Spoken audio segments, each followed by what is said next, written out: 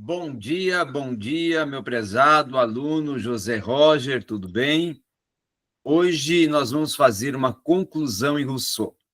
Para uma conclusão em Jean-Jacques Rousseau, nós vamos ampliar um pouco as ideias sobre o pensamento de Jean-Jacques Rousseau e vamos também rever ou até rememorar algumas outras explanativas que fizemos em momentos anteriores, ok? Muito bem, muito bem. Vamos, então, iniciar para podermos, assim, até ganhar tempo e fazer uma aula bastante instrutiva e oportuna para uma revisão geral de Rousseau. Quando eu falo em revisão geral de Rousseau, eu começo falando que Rousseau ele considera o homem, tá? Um homem natural por natureza, no sentido de um homem com a natureza animal, tá? Homem, natureza animal ou homem natural, tá? E até ele vai trabalhar esse conceito, esse sentido, essa aplicação de homem por natureza para trabalhar questões relacionadas à liberdade, né? Que para ele o homem por natureza não está disposto ao sentido da escravidão nem à obediência coercitiva, da força e da vontade de outrem, tá? Outro soberano. Uma outra questão também é que Rousseau considera que o homem, por sua própria essência, é bom, mas ele é corrompido pela sociedade. Então, a sociedade é promovedora da corrupção do homem, tá? Uma outra questão também a vermos, e aqui já rememorarmos, é que Rousseau ele vai considerar que, principalmente, a liberdade é um fator que deve estar inerente ao homem, porque o homem é um ser livre, tá? Então, ele não trabalha com outra proposta a não ser o sentido da própria noção de liberdade, partindo do princípio que o homem é um ser livre e ele tem que se adequar às condições e a todas as estruturas que o Estado prover para manter a sua liberdade, para manter instituída, né, instituída e constituída a sua liberdade. Então, o estado de natureza do homem tem a finalidade até de descrever e revelar a sua essência, tá? Rousseau vai criticar e vai divergir também a alguns antecessores seus que posicionaram-se concernente ao estado de natureza do homem natural, tá? De acordo com Rousseau, o homem natural possui atributos próprios do homem para viver em sociedade, né? E outra questão também, ele também trabalha com a noção do justo e do injusto, tá? Onde o homem deve se adequar a uma justiça e rejeitar a injustiça para poder garantir, né, manter garantida a sua liberdade. Outra questão também a pensarmos e a pontuarmos é que Rousseau vai considerar, até porque uma reconstrução do pensamento de Rousseau parte do princípio de que o homem natural, um ser livre, ele tem que ser, ou procurar ter uma visão ética de integridade para que ele possa garantir a sua liberdade e para que ele até possa viver numa essência de um homem que tem todo um contexto de vida que a sociedade, para ele, é o meio em que ele tem que demonstrar a sua capacidade de liberdade, a sua condição de liberdade, a sua condição de integridade e a sua condição de até manter-se, certo? Um ser livre. Porém, ele vai colocar que a sociedade o corrompe, que a sociedade ela defrauda esses direitos, que a sociedade ela leva o homem a perder a sua liberdade com as condições que ela vai propondo para o homem estabelecer sua vida. Então, Rousseau recorre ao homem natural até com o objetivo de imaginar como esse homem seria antes da passagem para a vida em sociedade, tá? Para até saber distinguir entre esse momento anterior do homem à sociedade, como o primitivo, o homem natural, não é? Para depois, e também o homem que vive uma liberdade em toda a sua instância, para depois entrar dentro do contexto social, legitimar o seu pacto social e ter em vista aí a realização humana através dentro desse pacto social e da sociedade que agora está inserido, ainda manter emancipada a sua liberdade. Então, para Rousseau, é preciso ir até a essência do homem para julgar a sua condição de homem degenerado. E degenerado por razões da própria sociedade que o degenerou. Então, essa busca vai além de dados históricos e ela pretende alcançar, segundo Rousseau, uma condição de um estado de vida hipotético, onde trabalha com as hipóteses, com os pressupostos, para propor uma volta sobre a condição da essência de si próprio. E aí, diante dessa condição, dessa característica, dessa circunstância, desse discurso, dessa articulação de Rousseau, é que ele vai declarar na sua obra O Contrato Social as seguintes palavras: eu suponho, conformado em todos os tempos com o que vejo, hoje andando sobre os dois pés, hoje utilizando suas mãos como fazemos com as nossas, levando seu olhar a toda a natureza e medindo com os olhos a vasta extensão do céu. Hoje vejo-a, a sociedade, saciando-se sob como um carvalho, refrescando-se no primeiro riacho, encontrando o seu leito ao pé da mesma árvore que forneceu o repasto ao homem e satisfez ele dentro de todas as suas necessidades. O homem social hoje está em um conflito existencial. O homem natural, livre, e o homem social, condicionado. Então, no estado da natureza, dentro dessa que nós podemos ver, que o Rousseau articula, existe um princípio de igualdade, tá? Que está primado no homem, ou inserido no homem, a partir da sua própria essência. Né? Mas as desigualdades que são pertinentes, não só sociais, mas desigualdades físicas, naturais, que são estabelecidas pela própria natureza, como a questão da idade, da saúde, dos talentos de cada um possui, não é? Não são do mesmo tipo das desigualdades produzidas pela vida na sociedade. Então, ele vai dizer que, embora as desigualdades elas estejam presentes nas características físicas e mentais dos homens, elas, por si próprias, não vão desigualar de forma alguma a condição desse homem.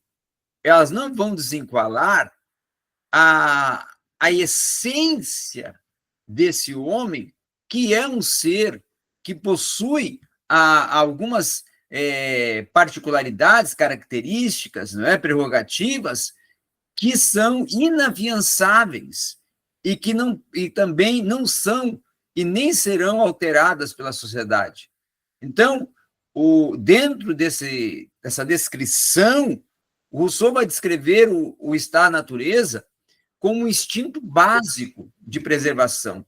Ele vai dizer, olha, o homem se preserva a partir da própria natureza. A própria natureza concede a ele a condição de ser um ser que está em estado de preservação e se mantém em um estado de preservação. Então, não é a sociedade que vai impedir ou extrair a sua condição de preservação, tá? Então, ele vai dizer o seguinte, olha, facilmente o entorno físico é favorável à própria sobrevivência. E existe um sentimento de piedade que ele vai consistir numa aversão espontânea ao próprio sofrimento e aos próprios sentimentos. E esses sentimentos que se dispõe a compadecer do seu próximo e ajudá-lo de uma forma espontânea e pronta, é que vai aliviar a sua própria dor e vai levar ele a se tornar um ser perfeito e em estado de perfectibilidade. Então, esse estado de natureza, ele é um estado promovedor de uma sociabilidade, mas o homem precisa se adequar à sociedade de forma que a sociedade não venha lhe manipular e nem venha causar uma defraudação moral nele que torne ele corrupto pela condição que a sociedade lhe impôs. Não é? Então, ele tem que procurar vencer essa imposição de corrupção que a sociedade propõe dentro do próprio transcurso do homem social.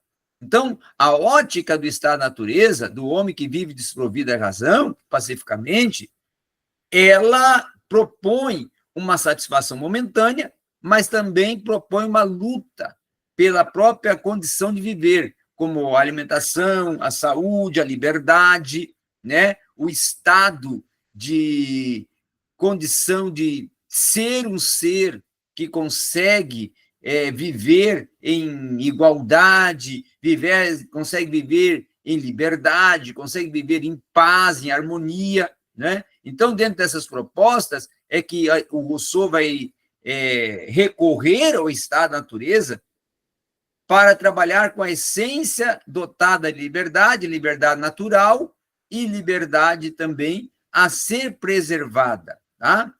E aí, sobre a liberdade natural, é a liberdade do ser em si. O ser em si que nasce livre por próprio estado da natureza, porque o homem natural é livre, por possuir uma lei que é a lei natural, que é comum a todos dentro da esfera da natureza, e esta lei, que é oriunda da própria natureza, determina a igualdade de uma mesma natureza, e assim o homem nasce como homem, de modo que as suas ações são instintivas, decorrentes da própria natureza humana, e esta ação lhe permite viver de uma forma independente, constituindo-se, assim, dono dos seus atos de uma forma instintiva, tá?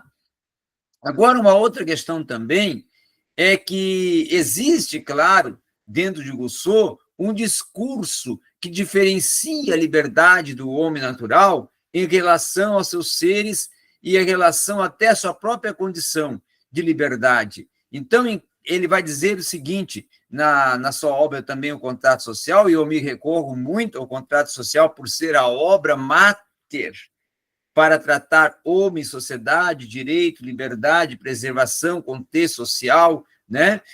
Todo um contexto de pacto social, de vida em sociedade, de polis política. E então ele vai dizer que em cada animal, nesse caso homem, eu vejo somente uma máquina engenhosa, em que a natureza confere sentidos para recompor-se por si mesma e até para se defender.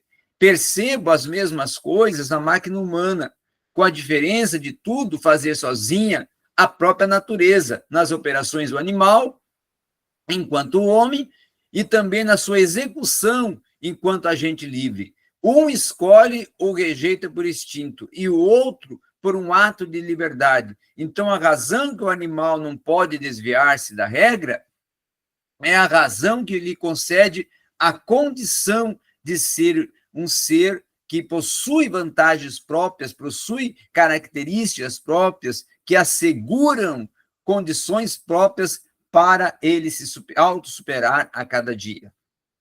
Então, para Rousseau, a liberdade é a primeira distinção da essência do homem, e essa natureza que a liberdade lhe concede é uma natureza de um homem que tem uma mente livre, uma mente pura por si própria, mas a sociabilidade pode sim vai conceder a condição de a sua mente ser corrompida, de sua mente perder esse sentido propulsor de bondade. Então, até na sua primeira, uma das suas obras agora, o Emílio, que é uma obra que ele escreve com a proposta da formação e educação do homem, ele vai dizer que as dificuldades e as capacidades emergidas dentro da natureza humana, elas são, em alguns momentos, dentro da sociabilidade, necessários acidentes para que permita o homem, não é? Adequar-se à sociedade, que procura, de uma forma ou outra, causar acidentes para ele perder a essência própria da sua natureza de homem livre.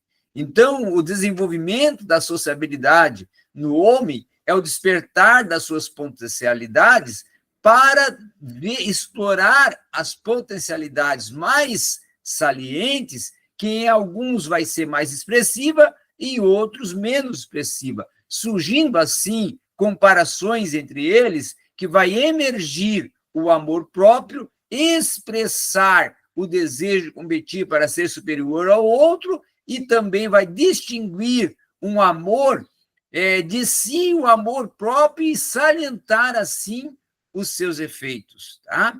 Uma outra proposta e um outro princípio é que ele vai dizer que o homem foi tomado pelo amor próprio, deixando-no de esquecer aqueles sentimentos que são sentimentos latentes à sua própria existência, porque a sociedade vai tirando dele essa própria essência e esse próprio sentimento. Então, o amor próprio para a sociedade é maléfico, porque é baseado nas comparações e ele produz sentimentos voltados somente para si. Então, a sociedade vai condenar o amor próprio. Tá?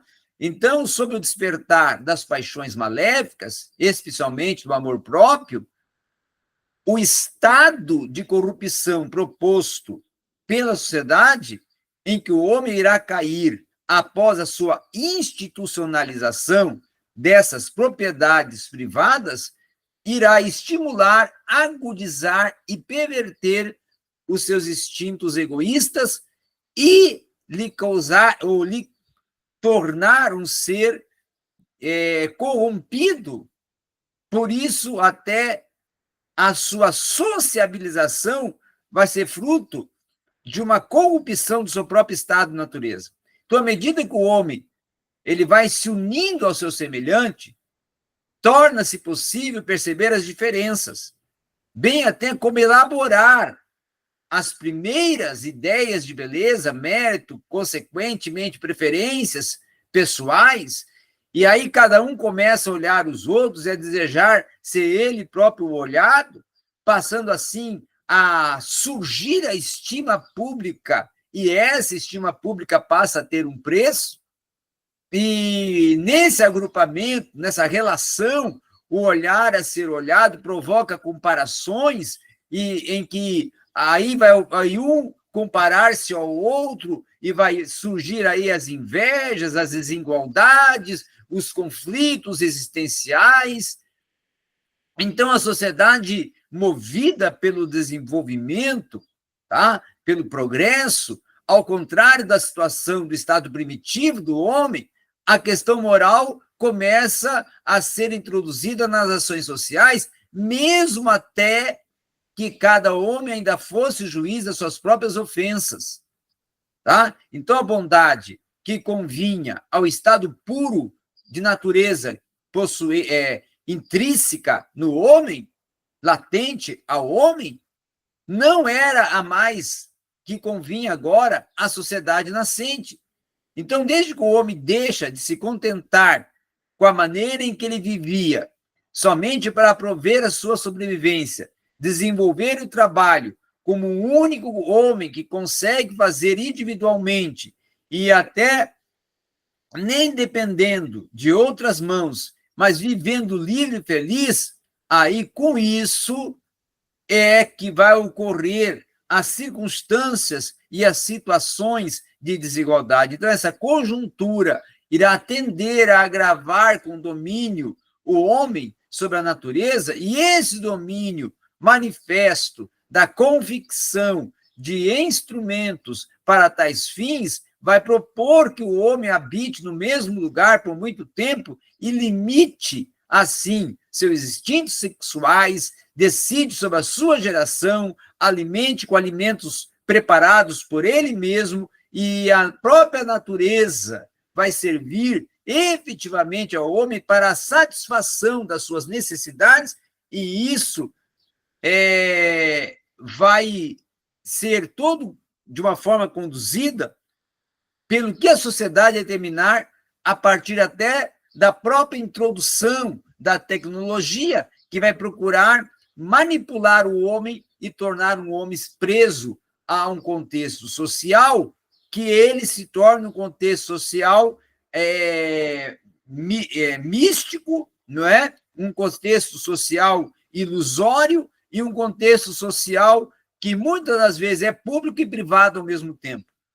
Então, Rousseau, ele conjectura que todos esses processos naturais do lugar e do desejo de produção, da moradia, da alimentação e até da própria formação do ser, se torna uma condição de um equilíbrio, de uma evolução, de uma diferença desequilibrada, de uma desigualdade natural, de uma propriedade e de uma eliminação e de uma simultânea proposta de evolução, aonde ocorre um contexto de metalurgia. Então, a desigualdade que é oriunda da propriedade, ela produz uma ansiedade, ela produz uma insegurança, ela produz um conflito, ela produz uma dependência, uma desigualdade, e essa dependência e essa desigualdade vai aguçar a competição de modo que os interesses particulares vão tornar o homem ambicioso, vão procurar provocar nele os lucros, os custos de vida, vão procurar romper a sua condição de ser livre, de ser igual, e vão procurar também, de uma forma ou outra, instituir uma propriedade privada, tornar o homem dependente, e isso vai promover um direito de apoio até na força de garantir a ordem e de garantir a propriedade. Então, Rousseau considera-se, nesse sentido, no último momento desse processo de implementação dos pactos, uma introdução e uma instituição de governo que estabelece os magistrados. E esses magistrados têm a função de fazer uma comunidade que vai desrespeitar, vamos dizer assim, as deliberações do ser. E Rousseau vai criticar isto veementemente, porque ele vai dizer que esta forma de governar e de governabilidade, ela se torna uma hipótese que aceita que o povo se dê representantes, que também propõe leis que coíbam e depreciem a sua condição de ter liberdade de se manifestar, de pensar e de decidir, e com isso o homem se torna uma máquina manipulável, um ser manipulável, um processo de uma manipulação que parte do princípio que o domínio se torna um meio para deter os impulsos do homem e para privar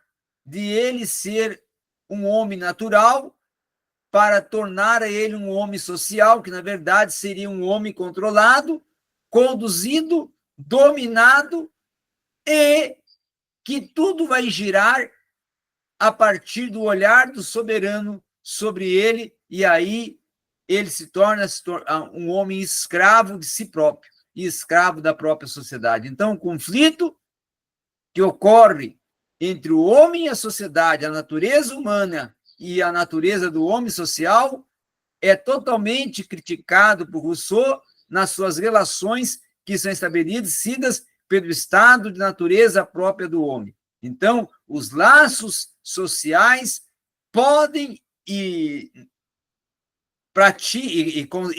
não só podem, mas como causam essa defraudação e essa corrupção e essa perca de uma liberdade natural na própria essência do homem como ser livre. E aí os indivíduos que se apossam da terra se tornam astutos por própria consequência e se tornam os mais ricos e os proprietários e os que possuem força. Então, essas guerras e atrocidades, elas se tornam meios comedidos e até uma defesa da nova ordem em que vai legitimar um pacto proposto pelos dominantes e pelos ricos, pelos poderosos, em que os menos favorecidos se tornam massa de domínio. E aí o homem, com o nascimento de uma sociedade civil, ele passa a ser um homem robotizado e um homem subjugado. E aí perde a sua liberdade natural, porque as leis instituídas na sociedade civil são leis com interesses particulares, privilegiando poucos, com uma promessa dos ricos de elaborar leis que regulamentem justiça e a paz, mas que, na verdade, só se tornam falácias e falácias para manipular, iludir e causar um maior domínio e subjugação dos menos favorecidos. Então, as leis se tornam elementos propulsores para regular a liberdade natural do homem e para exaltar a condição financeira de um pequeno grupo, que é o grupo que domina, que é o grupo que decide, que é o grupo que governa e que é o grupo que institui